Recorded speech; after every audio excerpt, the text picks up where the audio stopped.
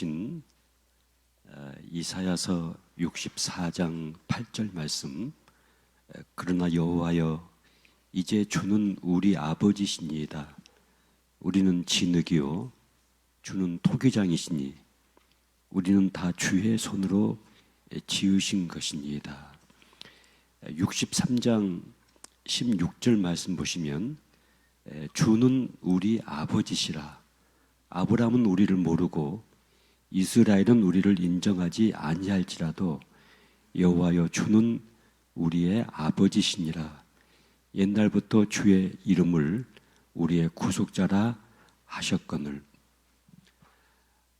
제가 내적 치유 세미나를 인도할 때 2박 3일 동안 숙박을 하면서 전체 13개 과정을 진행을 하고 있습니다. 이번에 우리 교회에서 이 집회 동안에는 4개의 주제를 가지고 말씀을 나누고 있습니다. 오늘 이 시간에는 아버지에 대한 말씀입니다. 당신은 결코 혼자가 아니다고 하는 이 사실을 여러분 마음속에 생각하시면서 함께 은혜를 나누는 시간을 가졌으면 좋겠습니다. 미국의 유명한 맹인 가수였던 클라우드라는 사람이 있었습니다. 어린 시절에 누군가의 집에 입양이 되었고 성장하는 과정 중에 음악성을 인정을 받아서 음악 공부를 하고 나중에는 아주 영감 있는 노래로 많은 사람들에게 칭찬을 받았던 맹인 가수로 성공을 하게 되었습니다.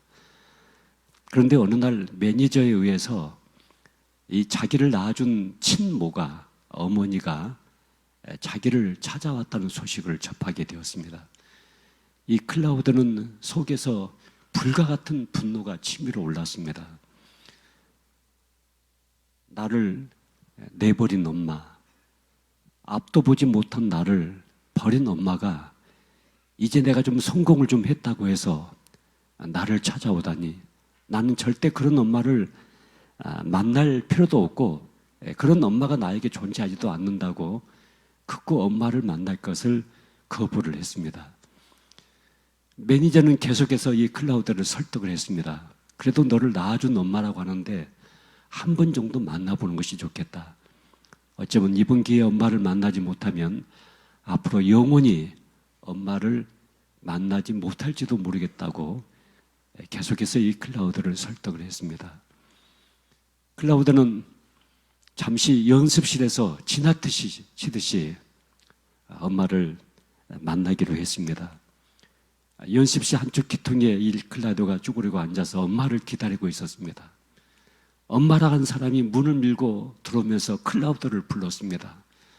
그 목소리에는 눈물이 담겨져 있었습니다. 클라우드, 클라우드. 클라우드는 아무 소리 하지 않고 그냥 한쪽 기퉁에 앉아 있었습니다. 그런데 이 엄마라고 하는 사람이 바로 자기에게 다가와서 자기를 만나는 것이 아니라 자꾸 연습실 이곳저곳을 방황하면서 이 클라우드를 찾고 있었습니다. 왜 나에게 바로 와서 나를 만나면 되지? 왜 연습실 이곳저곳을 더듬고 저렇게 찾고 있을까? 한참 동안 시간이 지난 다음에 이 엄마가 클라우드를 발견하게 되었습니다. 그리고 그 앞에 주저앉아서 클라우드의 몸을 만져보기 시작합니다. 머릿결도 만져보고 얼굴도 만져보고 손도 만져보면서 마냥 흐느껴 울고 있었습니다. 처음에는 이 클라우드가 엄마의 행동에 대해서 의아하게 생각을 했는데 조금씩 시간이 흘러가면서 지금까지 한 번도 생각해 보지 못했던 중요한 사실 하나를 그 순간 깨닫게 되었습니다. 그것은 엄마가 맹인이었다고 하는 것입니다. 엄마가 앞을 보지 못하는 맹인이었기 때문에 앞을 보지 못하는 나를 누군가의 집에 입양을 시킨 것이지 엄마가 나를 버린 것이 아니었구나. 엄마가 나를 내버린 것이 아니었구나. 우리 엄마가 맹인이었구나. 이 사실을 깨닫는 순간 이 클라우드가 엄마를 꽉 끌어안았습니다. 두 모녀가 엉엉 울기 시작했습니다. 이 클라우드는 성장하는 과정 중에 순간순간 나를 낳아준 엄마를 생각할 때마다 속에서 불같은 분노가 치밀어 올랐습니다. 앞을 보지 못한 나를 내버린 엄마, 나를 버린 엄마에 대한 마음의 깊은 상처를 가지고 있었습니다. 그런데 엄마를 끌어안고 한바탕 통곡을 하는 과정 속에서 이 클라우드의 마음속에 있었던 엄마를 향한 그 깊은 상처가 치유가 되기 시작했습니다. 그리고 그 엄마를 향하는 치근한 마음, 엄마를 향하는 궁일한 마음이 물 한 개 피어오르듯이 클라우드의 마음속에서 일어나기 시작했습니다. 내가 나에 대해서 오해를 하고 있을 때 나와의 관계가 건강하지가 못합니다. 내가 내 가족들과의 관계 속에서 오해가 있을 때 가족에 대한 상처, 섭섭함, 서운함, 그리고 감정의 벽들이 생겨나게 됩니다. 우리가 하나님에 대해서 오해를 하고 있을 때 하나님에 대해서 서운한 감정에 쌓이게 됩니다. 섭섭한 마음을 갖게 됩니다. 왜 하나님이 나를 좀 도와주시지? 왜 나를 좀 부잣집에 태어나게 하시지? 왜 나를 좀 좋은 나라에 태어나게 하시지? 왜 나를 성별을 이렇게 여자로 태어나고 남자로 태어나게 하셨을까? 나는 다른 성별로 좀 태어나게 하시지. 왜 나를 외모를 이렇게 만드셨지? 왜 키를 이 정도 만드셨지? 우리는 여러 가지의 문제를 가지고 하나님에 대해서 항의를 하거나 또 섭섭함과 서운한 마음을 가지고 우리 마음속에 쓴 마음을 가지고 있을 수가 있습니다. 그런데 이 모든 오해, 이 잘못된 지식, 또 잘못된 거짓말에서 우리 속사람이 풀려나기 시작하면은 우리가 가지고 있었던 그 많은 상처가 치유가 되고 회복이 되게 됩니다. 사람이 가지고 있는 이 질병 중에 무서운 질병 중에 하나가 애로움이라는 병입니다. 사람이 애롭고 내가 이 세상에 혼자라는 생각을 갖게 되고 육신의 부모는 있지만은 고와 같은 심정에 내가 묶이게 되면은 사람은 주저앉고 좌절하고 그래서 우울해지고 절망감에 빠질 때가 많이 있습니다. 사람이 너무 힘들고 애로우면 진통제를 찾게 됩니다. 그 진통제에다가 자기 몸을 딱 맡기면 순간적으로 그 슬픔도 사라지고 애로움도 사라지고 아픔도 사라지게 됩니다. 그걸 한 번 맡기고 두 번 맡기고 세 번 맡기고 이것을 거듭거듭 그 진통제에다가 나를 맡기는 순간 나는 이제 중독 증상으로 이게 발전이 되게 됩니다. 우리가 잡을 수 있는 진통제 중에 가장 쉽게 잡을 수 있는 것이 무엇입니까? 알코올입니다. 그리고 도박입니다. 그리고 섹스입니다. 그리고 게임 중독에 빠질 수도 있고 쇼핑 중독에 빠질 수도 있고 많은 사람들이 무엇인가 중독적인 성향 속에 쉽게 빠질 수 있는 것은 너무 힘들기 때문에 그렇습니다. 너무 아프기 때문에 너무 애롭기 때문에 그 중독적인 성향 속에 우리는 쉽게 빠져들 수밖에 없습니다. 고와 같은 심정을 가지고 인생을 살아가는 사람들은 자기가 자기 인생을 책임을 져야 됩니다. 나의 모든 필요를 내가 공급을 해야 됩니다. 누군가가 나를 도와줄 사람이 없습니다. 나를 보호해 줄 아버지가 없습니다. 그래서 늘 긴장감 속에서, 늘 두려움 속에서, 늘 앞날에 대한 근심 걱정 속에서 인생을 살아갈 수밖에 없습니다. 저희 세미나에 참석했던 40대 후반 정도 되시는 목사님이 계셨습니다. 이분이 목회를 정상적으로 하기가 참 어려웠습니다. 특별히 교회 안에서 이 여자 성도들과의 관계가 굉장히 벽이 있고 거리감이 있고 그래서 원만한 목회 생활을 하기가 어려웠습니다.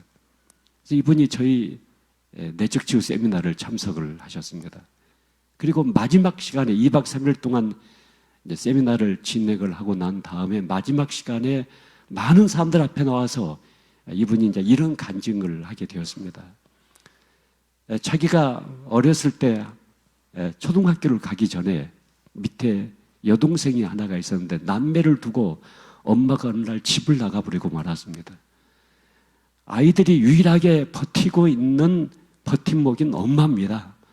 이 엄마를 버티고 엄마를 의지하고 엄마가 탯줄 같은 역할을 하고 있는데 엄마가 무너져 버리기 때문에 이 두 아이가 무너져 버립니다. 마음이 무너져 버립니다. 너무나 우울한 시간들을 보낼 수밖에 없었습니다. 그런데 몇 개월이 지나가지고 아빠가 새엄마를 데리고 왔습니다. 그런데 이 새엄마가 두 아이가 딸려 있었습니다.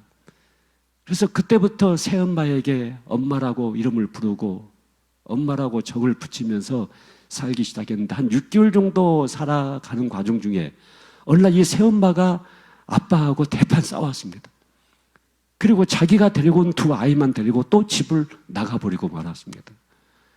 이 두 남매는 또 한 번 버림받은, 또 한 번 거부당하는 깊은 좌절감과 상처에 빠지게 되었습니다.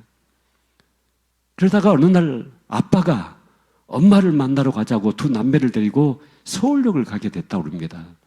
서울역의 대합실에 두 남매를 앉혀놓고 너는 오빠 손을 꼭 붙잡고 여기 있어야 된다. 절대 오빠 손을 놓으면 안 된다. 그리고 너는 동생 손을 절대 놓지 마라. 아빠가 금방 어딘가들 다녀올 테니까 여기 꼭 앉아 있어야 된다. 여기 앉아 있어야 된다. 신신당부를 하고 떠났던 아빠가 다시는 돌아오지를 않았다고 합니다. 이 두 남매를 서울역에다가 버린 것입니다. 서울역에 있는 영무원들의 도움을 받아가지고 이 두 남매가 고아원에 입양이 됐다고 합니다. 고아원 원장님이 예수를 믿는 분이 되셔가지고 이 두 남매도 예수를 믿게 되었고 이분도 예수를 믿고 청년 시절을 지나서 신학까지 공부를 하게 되었습니다. 그리고 나중에 목사까지 됐는데도 불구하고 여전히 가지고 있는 너무 깊은 상처와 아픔을 헤어내지 못하고 이 정상적으로 목회가 이루어지지 못하는 상태가 되고 말았습니다. 그런데 이분이 무슨 얘기를 했냐면 내가 여기 와서 이 세미나를 진행하는 과정 중에 내가 진짜 아버지를 만났습니다. 나의 참된 아버지를 내가 만났습니다. 모두가 의아했습니다. 목사님이신데 설교 강당에서 얼마나 하나님 아버지에 대해서 많은 설교를 했겠습니까? 그런데 어떻게 그 아버지를 여기서 만났다고 말을 하는 것인가? 지금까지 내가 하나님 아버지에 대한 설교를 했지만은 그것은 신학적인 것이고 지식적인 것이고 개념적인 것이었습니다. 그런데 내 속사람이 내 속에 주저앉아 있고 절망하고 있고 내 속에 울고 있는 내 속사람이 진짜 내 아버지를 여기서 만났습니다. 그리고 너무나 많이 울었습니다. 너무나 많이 통곡했습니다. 그리고 났더니 나를 버린 엄마를 내가 용서할 수 있는 힘을 갖게 됐습니다. 나를 버린 아빠를 제가 용서할 수 있는 힘을 갖게 되었습니다. 그래서 어저께 쓴뿌리와 용서의 과정의 시간을 보내면서 진정으로 내 아빠와 엄마를 제가 용서를 하게 되었습니다. 그리고 이제 제가 나를 만드시고 나를 이 땅에 태어나게 하시고 나의 성별을 결정하시고 나의 안고 일어섬을 모든 것을 다 알고 계시는 그 하나님이 나의 진정한 아버지로 내가 만났기 때문에 이제 저는 결코 혼자로서의 삶을 살지 않을 것입니다. 이제 나의 진정한 아버지가 되시는 그 하나님과 함께 내 인생길을 새롭게 시작할 것이고 내 인생의 후반전을 새롭게 시작할 것이고 내 목회를 새롭게 시작할 것입니다. 저는 나의 진짜 아버지를 제가 만났습니다. 이 고백을 했던 그 목사님의 간증이 너무나도 생생하게 저에게 남아 있습니다. 사람은 나 혼자라는 생각 속에 깊이 붙잡히게 되면은 절망할 수밖에 없습니다. 좌절할 수밖에 없습니다. 아무도 나를 도와줄 사람이 없다. 나를 지켜줄 보호자가 없다. 나의 필요를 채워줄 자가 아무도 없다. 그래서 내가 살아남아야 됩니다.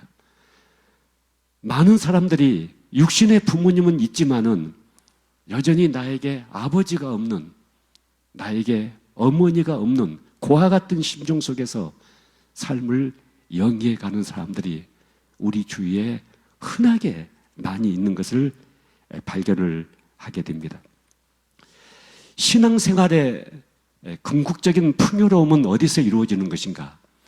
예수님께서 이 땅에 오신 목적을 요한복음 10장 10절에서 내가 온 것은 양으로 생명을 얻게 하고 더 풍성히 얻게 하기 위해서 예수님이 이 땅에 오셨다고 말씀하십니다. 우리를 구원하실 뿐만 아니라 구원받은 하나님의 자녀들이 이 땅에서 살아갈 동안 풍성한 삶을 우리에게 약속하셨습니다. 여러분, 이 풍성하다는 단어 속에는 흘러차고 넘친다고 하는 중요한 의미를 가지고 있습니다. 작은 옹달샘에 물이 콸콸콸콸 솟아나는데 그 물이 그 샘을 넘치지 못하면 그 물은 아무런 영향력을 끼칠 수가 없습니다. 그런데 그 물이 콸콸콸콸 솟아서 그 샘을 흘러 넘치고 돌뿌리를 파고 풀뿌리에 생명을 전하기 시작하면 꽃을 피워내고 열매를 맺혀내게 됩니다.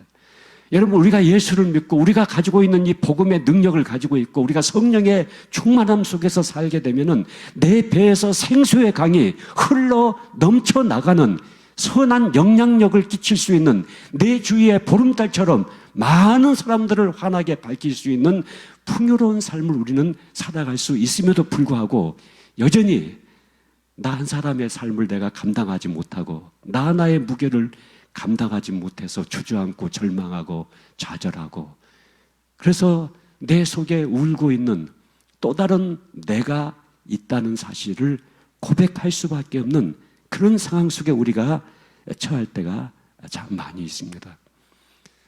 그런데 내가 혼자가 아니고 내 곁에 나를 창조하시고 나를 이 땅에 보내시고 나를 보호하시며 내 생명을 붙잡고 계시고 나의 일용할 양식을 채워주시고 나의 미래를 보장해 주시고 죽음 다음까지 나의 삶을 인도하시는 그 하나님이 나의 아버지가 되시고 그 아버지와 친밀한 개인적인 관계를 우리가 유지할 수 있다고 한다면은 우리의 삶은 완전히 달라질 수가 있을 것입니다. 우리의 인간관계, 대인관계, 나와의 관계, 나와 가족과의 관계, 이 모든 관계도 달라지게 될 것이고 우리의 속사람이 능력으로 강건해지는 이 은혜를 우리가 입게 될 것입니다.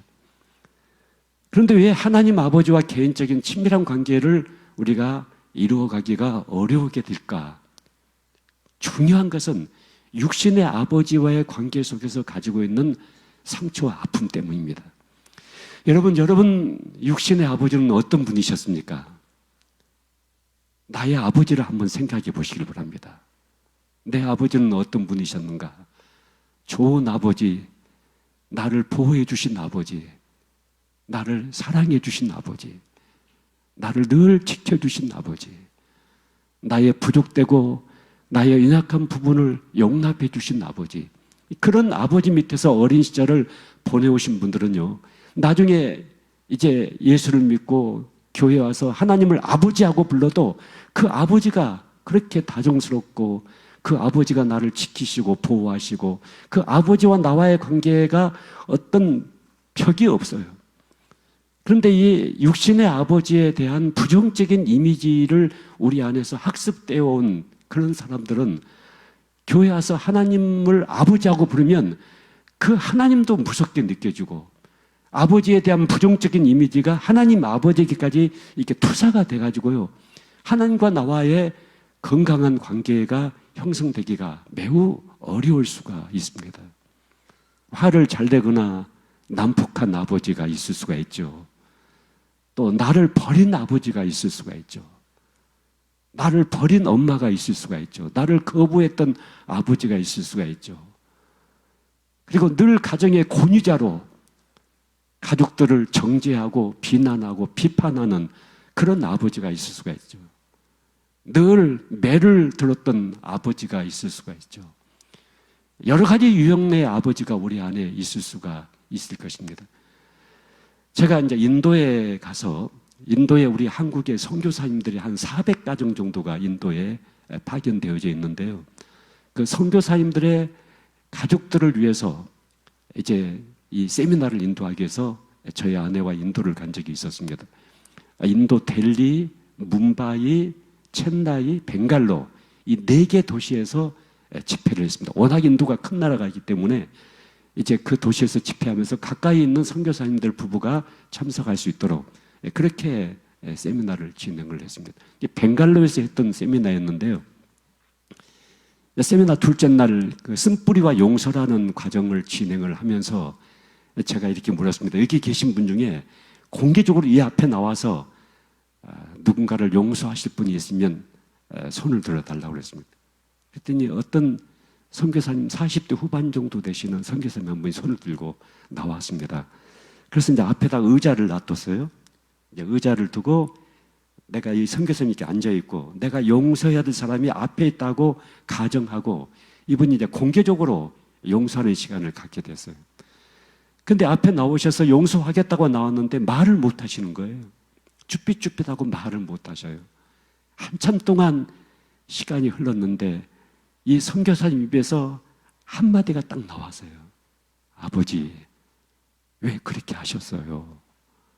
아버지, 왜 그렇게 하셨어요? 아버지, 왜 그렇게 하셨어요? 아버지, 왜 그렇게 하셨어요? 점점 톤이 올라가면서 이분이 절규를 하면서 아버지, 제가 초등학교 다닐 때 아버지가 저한테 시간표를 짜주셨죠.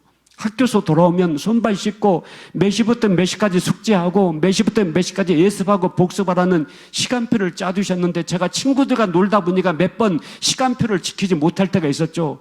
근데 어느 날 아버지가 매를 들고 와가지고 내가 아버지 말에 순종하지 않는다고 나를 못일게 때리셨죠. 내가 용서해달라고 얼마나 빌었습니까? 내가 잘못했다고 얼마나 빌었습니까? 그런 나를 그렇게 못일게 때리고 마지막에 푸대자루를 가지고 와서 푸대 속에다 나를 집어넣고 끈으로 묶고 싶지 않습니까? 나를 안매장시키지 않았습니까? 어떻게 어린 나에게 그렇게 할 수가 있습니까? 아이들이 놀다 보면 얼마든지 그럴 수 있는 거 아닙니까? 그런데 그런 나를 그렇게 못일게 때리고 푸대 속에다 나를 집어넣어서 끈으로 푸대를 묶어가지고 나를 안매장시키듯이 했던 아버지 어떻게 그럴 수가 있습니까? 그래서 이분이 막 절규를 하는 거예요. 막 울면서. 저녁이 되는 시간에 엄마 아버지가 서로 싸우셨죠. 엄마가 저러다가 자식 죽인다고 엄마가 나를 푸대 속에서 끄집어내 주셨죠. 그 사건이 있고 난 다음 지금까지 제가 아버지 얼굴을 쳐다본 적이 없습니다. 아버지는 그런 아버지입니다. 그런데 제가 아버지 이 시간 아버지를 제가 믿음으로 용서하겠습니다. 아버지 용서하겠습니다. 아버지 이제 용서합니다. 아버지를 용서합니다. 그래서 제가 이분을 꼭 끌어안아줬어요. 막 이분이 통곡을 하는데요. 여러분 남자들이 울 때는요, 막 이 배로 울어요. 배가 막 불쑥불쑥 하면서 막 통곡을 해요. 3일 동안 세미나를 했는데 마지막 끝나는 시간에 제가 이제 한 분씩 꼭 다 안아드렸어요. 이렇게. 근데 그분을 제가 꼭 안아드렸더니 이분이 제게 꼭 안기면서 하신 얘기가 목사님, 제가 이제 숨 좀 쉬어집니다. 제가 지금 살 것만 같습니다. 그 다음에 그분을 제가 만나본 적은 없습니다만은 그분이 진정으로 믿음으로 아버지를 용서를 했기 때문에 그 다음에 그 목사님의 삶은 선교사님의 삶은 완전히 달라지기 시작했을 것입니다. 여러분 육신의 아버지에 대한 부정적인 이미지가 이 하나님 아버지와 나와의 개인적인 관계를 친밀하게 형성하는데 많은 걸림돌이 된다는 사실들을 생각을 해보셔야 됩니다. 우리가 하나님 아버지에 대해서 섭섭하고 서운한 어떤 감정 속에 빠질 수가 있습니다. 쓴 마음을 가질 수가 있습니다. 그러면 하나님과 개인적인 친밀한 관계가 형성되기가 매우 어렵습니다. 인생의 위기를 당했을 때, 고난과 역경 속에 있었을 때, 왜 하나님이 나를 도와주시지? 왜 하나님이 그때 나를 좀 보호해 주시지? 왜 나를 방치해 두고 계셨는가? 그 하나님에 대해서 우리가 잘못된 오해를 하고 있을 때 우리는 하나님에 대해서 마음에 쓴 마음을 품게 되고 또 하나님과의 개인적인 친밀한 관계를 형성하기가 어려운 상황 속에 우리가 빠질 수가 있다는 사실들을 생각을 해보셔야 됩니다. 여러분, 많은 사람들이요, 자기 인생을 돌아볼 때 이렇게 생각합니다. 여기 보십시오. 자, 여기서부터 여기까지가 내 인생이라고 생각해 보세요. 요즘은 이제 100세 시대라고 하지 않습니까? 태어나가지고 이제 100살까지 산다. 그런데 우리가 여기서, 이 지점에서 인생에 너무 큰 고난을 당하게 되었어요. 누군가에게 배신을 당했다거나, 누군가에게 버림을 당했다거나, 누군가로부터 너무 깊은 상처를 받았다거나, 생활고의 환난과 심한 역경이 몰려왔다거나, 여기서 너무나 주저앉을 수밖에 없는 인생의 사건이 하나 생겼어요. 그래서 여기서 우리는 주저앉아 버리고 절망해 버려요. 이게 내 인생의 전부라고 생각을 해버려요. 그래서 나는 여기서 모든 것이 끝났다고 생각하는 거예요. 여러분, 자살하는 사람들이 갖고 있는 공통적인 심리가 하나가 있는데요. 지금 내가 당하는 인생의 이 역경의 밤, 고난의 밤, 이 절망의 밤이 내 인생의 전부라고 생각을 해버리는 거예요. 그래서 거기서 삶을 포기해버리는 거예요. 이 밤이 지나간 다음에 하나님의 새벽이 밝아온다. 하나님이 약속하신 아침이 나에게 예비되었다. 이것을 생각하는 사람은 절대 여기서 포기하지 않아요. 그런데 많은 사람들이 우리 한국에 1년에 15,000명 정도가 자살을 합니다. 그 많은 사람들 속에서 대부분의 많은 사람들이 내가 당하는 이 인생의 고난과 역경의 밤이 내 인생의 전부라고 생각을 해버리다 보니까 여기서 삶을 포기해버린다고요. 그런데 여러분, 하나님은요, 내 인생을 어떻게 본지 아십니까? 하나님은 내 인생을 여기서부터 어머니 태중 안에서부터 시작해서 내 인생이 끝나는 이 시점까지 통째로 보시는 거예요. 전체를 보시는 거예요. 전체를 보시면서 여기서 당하는 이 고난과 역경까지도 합력해서 뭘 만드세요? 선을 만드신다. 이 선을 만든다는 얘기는 작품을 만드신다는 얘기예요. 여러분, 날마다 햇빛만 나면 작품이 됩니까? 비도 오고 눈보라도 치고 추위도 있고 더위도 있고 이런 모든 것들이 어우러져야지 작품이 되는 거 아닙니까? 나는 생각할 때 내가 이 고난을 당하고 역경을 당하고 환난을 당할 때 왜 하나님 날 도와주지 않으셨는가? 왜 하나님 나의 아버지가 되지 않으시는가? 내 목자가 되지 않으셨는가? 그래서 하나님에 대해서 서운하고 섭섭한 감정 속에 우리가 얼마든지 묶일 수가 있는데, 하나님은 여기서 당하는 이 고난과 역경까지도 합력해서 내 인생에 작품을 만들고 계신다고 하는 것입니다. 그래서 여러분이 여러분 인생을 바라볼 때 내 인생을 토막쳐서 보지 말고 통째로 보는 이 안목이 열려야 돼요. 전체를 보는 안목을 가지고 있어야 돼요. 그러면 내가 여기서 당하는 힘든 실패, 여기서 당하는 상처, 여기서 당하는 아픔, 이 모든 것도 합력해서 반드시 내 인생에 선을 하나님께서 만드실 것에 대해서 여러분이 믿음을 가질 수가 있습니다. 따라서 해보세요. 내 인생을 토막쳐서 보지 않고 통째로 본다. 통째로 본다. 여러분, 전체를 보셔야 돼요. 여러분, 저도요, 많은 사선을 넘었어요. 저도 죽음의 고비를 많이 넘겼어요. 순간순간 많이 있었어요. 지나놓고 보면 그때 내 인생이 다 끝난 줄 알았어요. 그런데 지금 보니까 그것을 하나님은 내 인생의 작품으로 만들어 가셨어요. 제가 장기간 금식 기도를 한 적이 있었어요. 저희 CCC에는 40일 금식 기도한 간사들이 여러 명이 있어요. 제가 40일 금식 기도를 한 적이 있었어요. 껌 하나 씹어보지 않고 보리차 한 잔 마셔보지 않고 서울에 있는 청계산 기도원에 들어가서 기도를 했는데, 제가 이제 한 30일 정도 됐어요. 30일 정도 이제 금식을 하다 보니까 소변 색깔은 빨갛고요. 물을 마시기가 어려워요. 여러분, 이 물을 우리가 꿀떡꿀떡 마실 수 있다고 하는 것도요, 얼마나 이게 축복인지 몰라요. 물 마시기가, 물 한 모금 마시기에 물 한 모금 넘기기가 너무너무 힘든 거예요. 그리고 잠을 잘 수가 없어요. 그리고 이제 이 몸을 가눌 수가 없더라고요. 그래서 이렇게 앉아서 등을 기대고 이렇게 서 있으면 몸이 푹 쭈그러지고 푹 쭈그러지고 그렇게 딱 무너져 버려요. 몸을 가눌 수도 없고. 그래서 이렇게 누워만 있어야 되는 상황이 되는 거예요. 그래서 제가 여기서 이제 금식 기도를 끝내야 되는가 보다 생각을 했어요. 더 이상 금식에서는 안 되겠다. 그래서 이제 일어나가지고 간신히 일어나서 그 문을 열고 밖을 보니까 흰 진눈깨비가, 이제 제가 겨울에 이제 금식 기도를 했는데 진눈깨비가 막 이렇게 날리고 있는 거예요. 그래서 제가 주여, 주여 그랬어요. 주여, 주여. 자, 여기서 금식을 이제 끝내야 되는 것 같습니다. 더 이상 제가 이제 숨도 못 쉬겠고 물도 삼킬 수도 없고 더 이상 안 될 것 같습니다 하고 주여, 주여를 이렇게 불렀는데 갑자기 제가 있는 방이요, 야구장에 불이 밝혀지듯이 환해지는 거예요. 그리고 흰 빛을 발하는 광채가 뺑 둘러서 내 방에 이렇게 에워싸고 있는 거예요. 성령께서 내 마음속에 금식하고 기도하고 있는 너를 천군 천사가 지금 에워싸고 있다. 이것을 저에게 딱 깨닫게 해주는 거예요. 그러면서 순간적으로 또 그 강제가 싹 없어지고 말았어요. 근데 그때부터 이 몸에서 힘이 나기 시작하는데요. 그래서 제가 기독교의 신앙은 체험의 신앙이다. 체험이다. 내가 체험한 것 이상의 강한 것이 없더라고요. 천군 천사가 나를 에워싸고 있고 나를 지키고 있다는 이 체험을 하는 순간부터 몸에서 힘이 나기 시작하는데요. 그때 내가 일어나가지고요, 막 머리를 감고 다니고요. 10일 동안 다 금식을 다 한 거예요. 40일이 금식이 된 거예요. 40일 더 이상도 할 수가 있겠더라니까요. 그런데 예수님도 40일밖에 금식을 안 하셨는데 내가 40일 더 이상 해버리면 문제가 생길 것 같더라고요. 그래서 안 되겠다 해가지고 40일 딱 돼서 제가 그때 서울에 있는 가자제일교회 제가 전도사 사역을 섬기고 있었어요.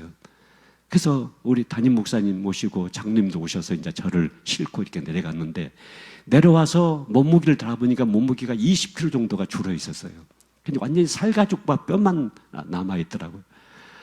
제가 그때 생생하게 체험했던 것은 내가 혼자라는 생각 속에 붙잡혀 있으면 나는 아무것도 할 수가 없는데 주님이 나와 같이 계신다. 천군 천사가 나와 같이 계신다. 나를 인도하고 계신다. 나의 목자가 되신다. 여러분, 야곱이 도망을 치고 있었을 때, 도망자가 되었을 때, 아무도 없고 자기는 도망자의 신사가 되었을 때 돌베개를 펴고 잠을 잤는데 잠 중에 꿈속에서 천사가 사다다를 타고 오르락내리락 하는 것을 보면서 잠을 깨워서 하는 고백이 여호와께서 여기 계시거늘 내가 알지 못했다. 여호와께서 여기 계시거늘, 여호와께서 나와 함께 계시거늘, 여호와께서 나와 함께 동행하시거늘 내가 알지 못했다. 이 사실을 체험하는 순간부터 야곱의 생애는 완전히 달라지기 시작합니다. 사랑하는 성도 여러분, 여러분은 결코 혼자가 아니란 사실을 기억하셔야 됩니다. 나는 혼자가 아니다. 제가 여러분 성경 말씀을 한 군데를 여러분에게 이 시간 봉독을 해드리고 싶습니다. 시편 139편의 말씀인데 그냥 여러분 들어만 보세요. 여호와여, 주께서 나를 살펴보셨으므로 나를 아시나이다. 주께서 내가 앉고 일어섬을 아시고 멀리서도 나의 생각을 밝히 아시오며 나의 모든 길과 내가 눕는 것을 살펴보셨으므로 나의 모든 행위를 익히 아시오니. 4절에 여호와여, 내 혀의 말을 알지 못하시는 것이 하나도 없으시니이다. 주께서 나의 앞뒤를 둘러싸시고 내게 안수하셨나이다. 이 지식이 내게 너무 기이하니 높아서 내가 능히 미치지 못하나이다. 내가 주의 영을 떠나 어디로 가며 주의 앞에서 어디로 피하리까? 내가 하늘에 올라갈지라도 거기 계시며 스월에 내 자리를 펼지라도 거기 계시니이다. 내가 새벽 날개를 치며 바다 끝에 가서 거주할지라도 거기서도 주의 손이 나를 인도하시며 주의 오른손이 나를 붙드시리이다. 내가 혹시 말하기를 흑암이 반드시 나를 덮고 나를 두른 빛은 밤이 되리라 할지라도 주에게서는 흑암이 숨기지 못하며 밤이 낮과 같이 비추나니 주에게는 흑암이 빛과 같음이니이다. 주께서 내 내장을 지으시며 나의 모태에서 나를 빚으셨나이다. 나를 만드셨나이다. 내가 주께 감사하면 나를 지으심이시며 기묘하심이라. 주께서 하시는 일이 기함을 내 영혼이 잘 아나이다. 내가 은밀한 데서 지음을 받고 땅의 깊은 곳에서 기이하게 지음을 받은 때에 나의 형체가 주의 앞에 숨겨지지 못하였나이다. 나의 형질이 이루어지기 전에 주의 눈이 보셨으며 나를 위하여 정한 날이 하루도 되기 전에 주의 책에 다 기록이 되었나이다. 할렐루야. 여러분 이 말씀 믿으십니까? 확신하십니까? 내가 결코 혼자가 아니라는 사실을, 나를 이 땅에 태어나기 위해서 내 부모를 선택하시고 내 조국을 선택하시고 나를 이 땅에 태어나게 하셨던 그 주님, 그리고 나를 구원하기 위하여 예수 그리스도를 십자가에 내어주셨던 그 하나님이 나의 아버지가 되신다는 이 사실을 주님은 우리에게 말씀하고 있습니다. 여러분, 제가 실제적인 것을 한 가지를 여러분에게 좀 말씀을 드리려고 합니다. 자, 우리 목사님 한번 나와 보실래요? 여러분, 성경에 보니까 내가 먼저 하나님 손을 붙잡았습니까? 하나님이 내 손을 먼저 붙잡았습니까? 하나님이 내 손을 붙잡았습니다. 만세전에 나를 예정하시고 창세전에 나를 택하셨다. 내 어머니 모태 안에서 나를 만드신 분이 누구세요? 하나님 아버지시라고 말씀하십니다. 그래서 하나님이 내 손을 붙잡고 요한계시록 3장을 보시면 볼지어다 내가 문 밖에 서서 두드리노니 누구든지 내 음성을 듣고 문을 열면 내가 그에게로 들어가 그로 더불어 먹고 그는 나로 더불어 먹으리라. 늘 내 마음의 문을 두들고 계셨어요. 근데 나는 내 마음의 문을 열지 않고 예수님을 영접하지 않았어요. 예수 안 믿었어요. 그런데 어느 날 성령의 강권적인 역사하심으로 말미암아 내가 마음의 문을 열고 예수님을 나의 구주, 나의 하나님으로 영접하게 됐어요. 예수를 믿게 됐어요. 교회에 나오게 됐어요. 내가 예수를 믿었다는 것, 예수님을 영접했다는 것은 내가 하나님 손을 붙잡았던 것이, 붙잡아 보세요. 붙잡고 보니까 이미 하나님이 내 손을 붙잡고 계셨어요. 하나님이 이미 나를 예정하시고 나를 구원하기 위하여 내가 아직 죄인 되었을 때에 예수 그리스도를 십자가에 내어주심으로 하나님이 나를 향한 사랑을 확증했다고 성경을 말씀하셔요. 하나님이 내 손을 먼저 붙잡고 계셨구나. 그래서 이제 하나님의 손을 붙잡고 목자 되신 주님과 함께 쉴만한 물가로 푸른 초장으로 함께 인생길을 이렇게 동행하게 됐다고요. 함께 길을 걸어갔어요. 그런데 이 세상의 넓은 길의 유혹에 한순간 빠져가지고 내가 하나님 손을 놔버리고 세상으로 넘어졌다고요. 넘어져 보세요. 예. 자, 넘어지면서 나는 하나님 손을 놔버렸어요. 하나님을 떠났어요. 근데 하나님은 이때도 내 손을 여전히 잡고 계시는 거예요. 내가 너를 버리지 아니하고 결코 내가 너를 떠나지 아니하리라. 내가 세상 끝날까지 너와 항상 함께 할 것이다. 그 하나님이 내 손을 여전히 붙잡고 계시면서 주저앉고 무너진 나를 다시 일으켜 세우시고 나의 죄를 용서하시고 나의 허물을 용서하시면서 너는 내 것이다. 나와 함께 가자. 내가 너를 도울 것이다. 내가 너를 지킬 것이다. 내가 너의 필요를 채워줄 것이다. 그 주님이 나를 다시 회복하시는 거예요. 나에게 은혜를 다시 주시는 거예요. 그래서 내가 다시 하나님 손을 또 붙잡았어요. 꼭 붙잡고 하나님, 제가 절대로 이제 하나님 손을 놓지 않겠습니다. 절대 하나님을 떠나지 않겠습니다. 절대 주님 곁을 떠나지 않겠습니다. 하면서 주님과 함께 손을 붙잡고 또 이제 인생길을 걸어가야 돼요. 쉴만한 물가와 푸른 초장과 때로는 사망의 음침한 골짜기도 있지만은 주님과 함께 걷기 때문에 인생길을 걸어갈 수가 있어요. 그런데 여러분, 세상이요, 너무 유혹거리가 많아요. 이 세상의 넓은 길의 유혹이 너무 강하고 사단의 역사가 너무 강하다 보니까 한순간 또 세상에 또 너무 깊은 유혹 속에서 한순간 또 주님의 손을 놔버리고 또 넘어진다고, 또 넘어져. 또 넘어졌어요. 자, 이때 넘어질 때도 나는 여전히 주님의 손을 놔버렸어요. 그런데 주님은 내 손을 결코 놓지 않고 계세요. 나는 수없이 하나님을 배신했는데 하나님은 한 번도 나를 배신하지 않으셨어요.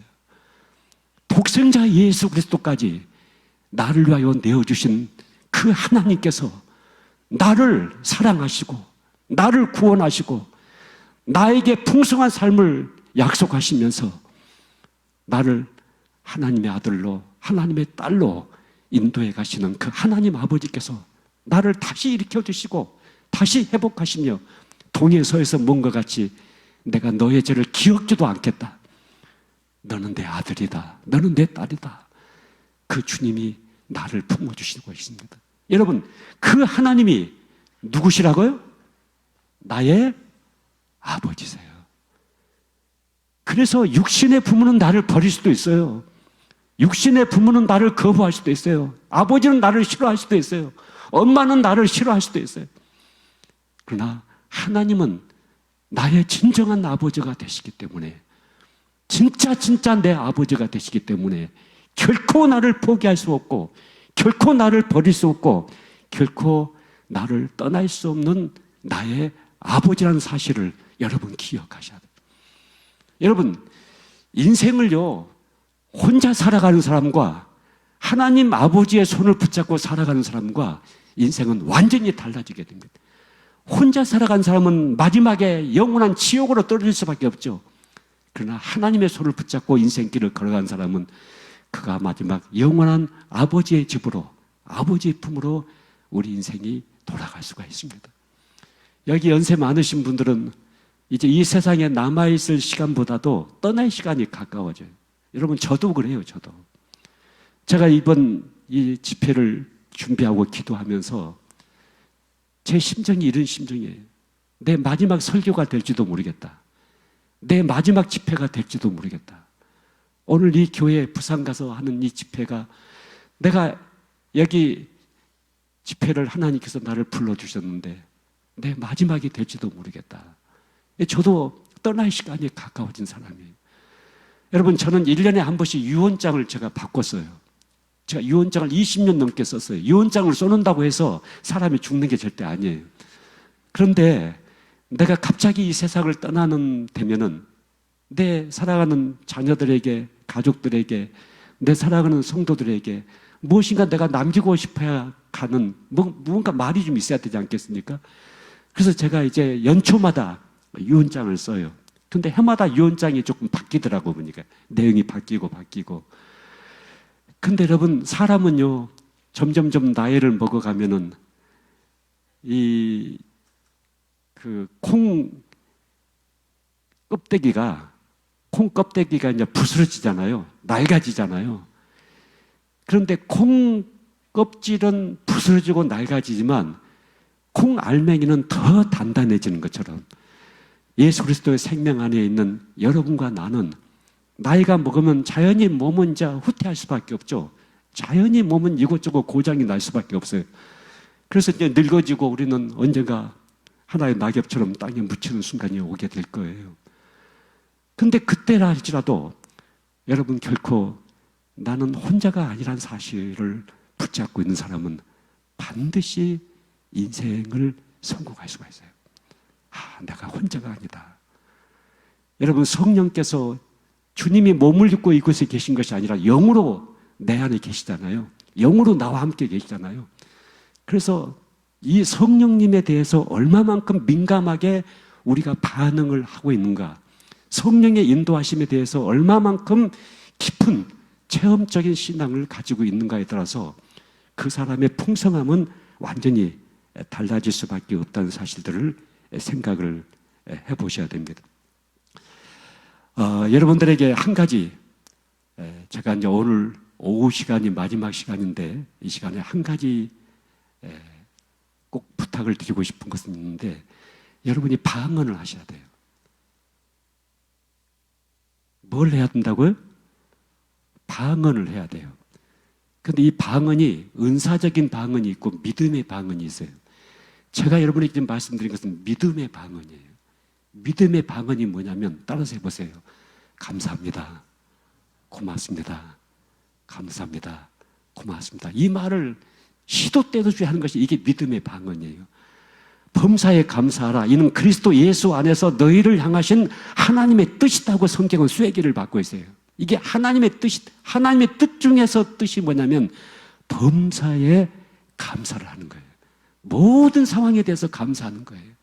여러분, 따라서 해보세요. 바람 불어 좋은 날, 비가 와서 좋은 날, 햇볕 나서 좋은 날, 넘어져서 좋은 날, 코 깨져서 좋은 날.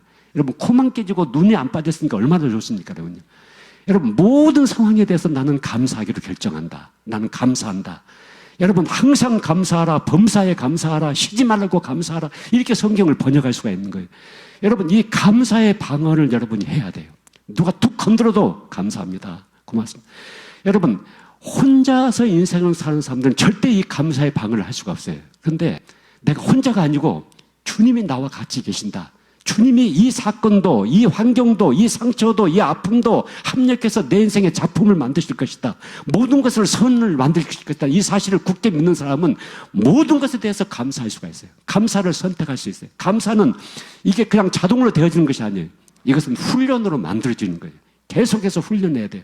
계속해서 우리가 연습해야 돼요. 학습해야 돼요. 그래서 이 감사가 내 몸에 완전히 젖어 있게 만들어야 돼요.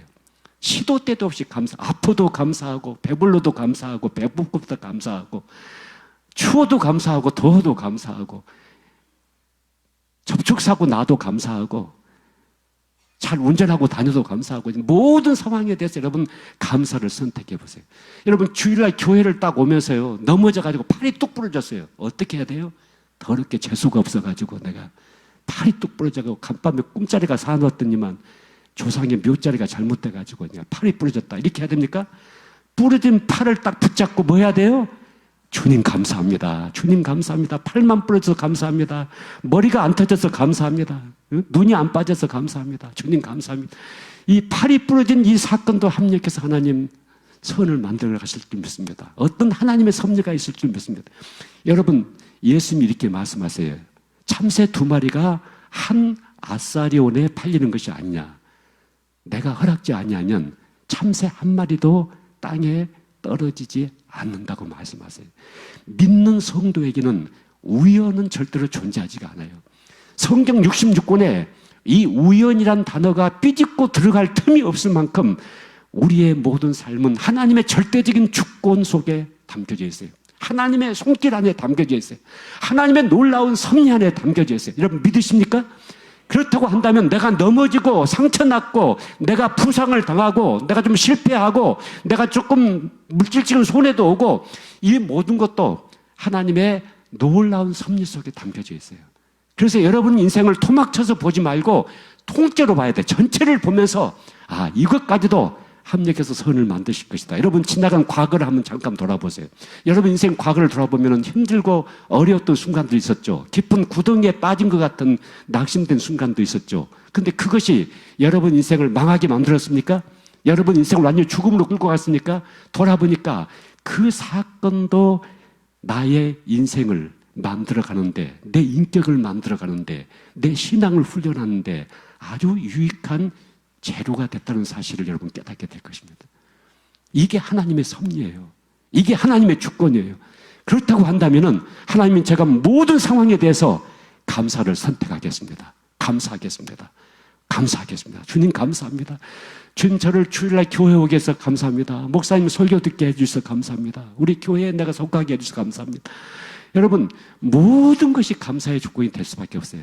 자, 우리 옆에 계신 분에게 내 옆에 앉아주셔서 감사합니다 하고 인사해 보세요. 내 옆에 앉아주셔서 감사합니다.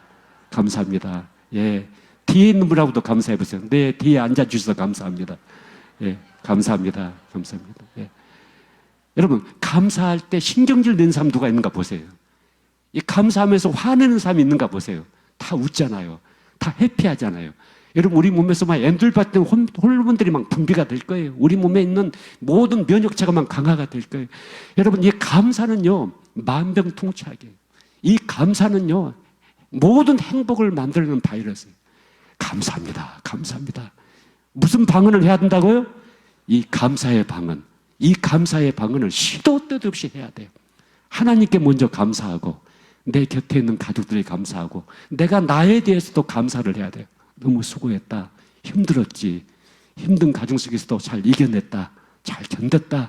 여기까지 잘 살아왔다. 내가 나를 향해서 감사하고 여러분 내일 오늘 집회가 이제 다 끝나잖아요. 그러면 내일 여러분 다 쇼핑 가야 돼요. 쇼핑 가가지고 사고 싶은 거 사고 나를 위해서 옷도 좀 사주고 맛있는 밥도 좀 사서 먹여주고 여러분 내가 나를 고맙게 대접하는 것도 얼마나 귀한 것인지 몰라요. 이게 자존감을 계속 키워내는 중요한 작업이에요. 감사합니다. 하나님 감사합니다. 감사합니다. 감사합니다. 내가 나에 대해서도 감사합니다. 이런 물을 들 곳을 하나 보면서도 얼마나 감사가 됩니까? 여러분 하나님이 나를 향해서 환하게 웃고 있는 모습을 여러분이 한번 체험하고 싶으시죠? 그렇죠? 여러분 꿈속에서라도 하나님이 나타나셔서 나를 향해서 아무개야 하면서 환하게 웃고 있는 모습을 좀 보고 싶으시죠? 내가 현실화 시켜드릴까요? 하나님은요 꽃으로 웃으세요. 꽃을 볼 때마다, 여기 꽃이 어디가 있습니까? 여기 꽃이 있네. 꽃을 볼 때마다 하나님이 나를 웃고 계시는 모습이에요. 그래서 제가 많은 꽃을 키우고 있는데요, 하나님은 꽃으로 웃으신다. 꽃을 볼 때마다 하나님은 나를 향해서 환하게 웃고 계시면서 이런 벌을 그 들꽃 하나를 볼 때도 얼마나 감사하고 얼마나 신명막측하고, 이렇게 죽어버린 까만 가지에서 봄날이 되면은 이렇게 하얀 목련꽃이 피어나고 이렇게 진달래가 피어나고, 여러분 하나님께서요 모든 만물 자연을 통해서 우리를 다가오셔요. 그래서 이 가을에 고기 한 근 살 돈이 있으면 고기 사지 말고 예쁜 국화 화분 하나 사다 집에다 갖다 놓으세요. 그게 훨씬 더 건강에 유익해요. 근데 고기 먹고 다 죽으려고 고기만 자꾸 살려고 하죠. 여러분 사람이 자연스러우려면요 자연과 가까워져야 되는 거예요. 그래서 이 자연스러운 꽃들, 나무들, 자연스러운 정원, 자연스러운 공원, 자연스러운 산, 여기를 자꾸 여러분 데리고 다녀보세요. 그럼 여러분이 훨씬 더 건강해질 거예요. 훨씬 더 하나님과 가까워질 거예요. 자연과 가까워지면 하나님과도 가까워지거든요. 여러분 그 하나님이 나의 아버지세요. 나의 아버지세요. 여러분 아버지하고 불러보세요. 아버지, 아버지, 아버지, 아버지. 여러분 육신의 아버지가 나를 한 번도 안아준 기억이 없는 분이 계실 거예요. 나는 우리 아버지가 우리 딸 예쁘다 하고 꼭 안아주고 우리 아들 예쁘다 하고 꼭 안아준 기억이 한 번도 없는 분들이 계실 거예요. 그런데 하나님은 여러분을 꼭 안아주시면서 너는 내 아들이다. 너는 내 딸이다. 내가 너를 도울 것이다. 내가 너와 함께 할 것이다. 너의 필요를 채워줄 것이다. 죽음 다음까지 내가 너를 위해서 영원한 천국을 준비하고 내가 너와 함께 할 것이다. 여러분 그 하나님 아버지와 함께 인생길을 여기서부터 다시 출발하시길 바랍니다. 우리 같이 기도하십시다. 여러분 두 손으로 하나님이 나를 꼭 안아주신다는 믿음을 가지고 여러분 자신을 꼭 안아보세요. 한번요. 두 손 여러분 자신을 꼭 안아보세요. 그리고 하나님이 나에게 하시는 말씀들을 여러분 입으로 여러분 자신에게 한번 고백해 보세요. 하나님 나에게 뭐라고 말씀하세요 지금? 아무개야, 너는 내 딸이다. 너는 내 아들이다. 하나님이 나에게 뭐라고 말씀하시는지 그 말씀을 여러분 입으로 고백해 보세요. 한번. 여러분 자신에게 고백해 보세요. 힘들었지. 너무나 힘들었지.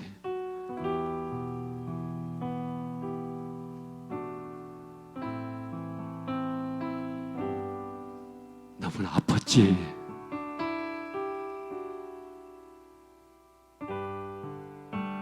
실수하고 실패한 것 때문에 너무 깊은 죄책감에 묶여 있었지.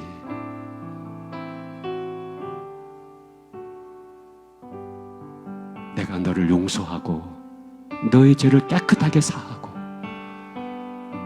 너와 함께 할 것이다. 너의 인생 끝날까지 내가 너를 결코 떠나지 않을 것이다. 결코 버리지 않을 것이다. 너는 혼자가 아니다.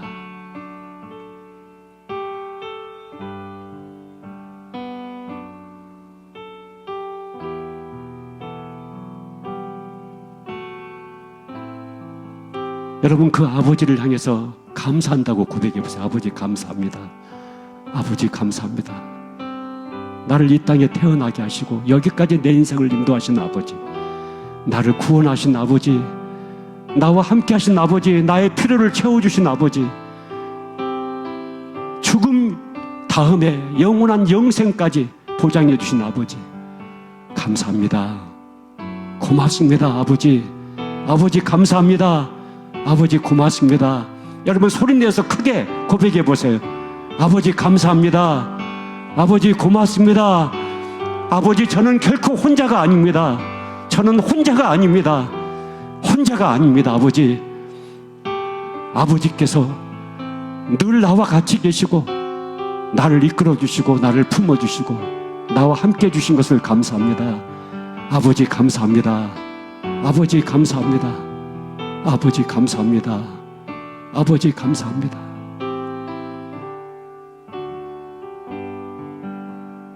아버지 하나님, 오늘 주일 예배를 드리는 아버지의 자녀들 한 사람 한 사람을 품어주시고 안아주시고 나의 속사람이 나의 진짜 나의 아버지 되신 하나님 아버지를 만나게 해주신 것을 감사합니다. 그 하나님 아버지 품에 안기게 해주셔서 감사합니다. 내 손을 끝까지 붙잡고 결코 나를 버리지 아니하시고 결코 나를 떠나지 아니하시는 하나님께서 내 아버지가 되어주신 것을 감사합니다. 세상 끝날까지 나와 항상 함께 동행해 주시겠다고 약속하셨던 그 하나님이 나의 아버지가 되어주신 것을 감사합니다. 아버지 하나님, 이제 저 혼자 인생길을 걷지 않습니다. 아버지와 함께 인생길을 걸 것입니다. 함께 할 것입니다. 주님, 이 시간 아버지의 자녀들 한 사람 한 사람 속에 마음에 가지고 있는 아버지에 대한 섭섭함, 또 아버지에 대한 쓴 마음이 있다면 그 모든 것을 치유해 주시고 모든 것을 회복시켜 주시고 아버지와 개인적인 친밀한 관계를 회복하고 풍성한 삶을 회복할 수 있도록 축복해 주시기 원합니다. 지금은 우리 구주 예수 그리스도의 크신 은혜와 아버지 하나님의 말로 다할 수 없는 사랑하심과 성령님의 감화 감동 충만 인도하심이 오늘 주일 예배를 드리고 혼자가 아닌 아버지 안에서의 삶을 새롭게 출발하는 아버지의 자녀들 머리 위에 지금부터 영원까지 함께 하시기를 간절히 축원하옵나이다. 아멘.